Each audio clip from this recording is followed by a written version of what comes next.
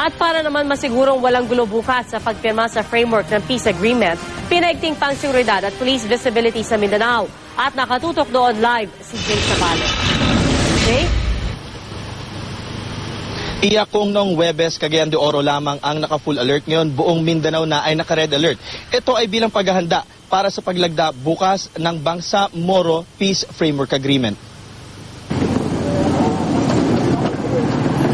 Hindi bababa sa 100 pulis mula sa Regional Public Safety Battalion ang pinakalat dito sa Cagayan de Oro City mula pa kagabi para sa mas pinaigting na seguridad sa lungsod. Armado sila ng mga mahabang automatic rifle. Ayon kay City Director Senior Superintendent Gerardo Rosales, ang mga dumating kagabi ay mga karelyebo na mga nauna ng ipinakalat ng mga pulis sa buong syudad. Paglilinaw ni Rosales, walang kailangang ika-alarma ang mga residente ng Cagayan de Oro City. There's so many police and army, I don't know if they're police or army, roaming around at night with big guns and different uniforms, you know. Yeah, I feel 100% safe. So sir, wala po tayong pangamba sa sila? Wala. Sa akin, Tuloy-tuloy naman ang pagpapatupad ng mga checkpoint dito, pati na rin ang pagpapatrolya sa mga loobang kalsada. Handa rin daw ang Philippine National Police sa kahit anumang pwedeng mangyari.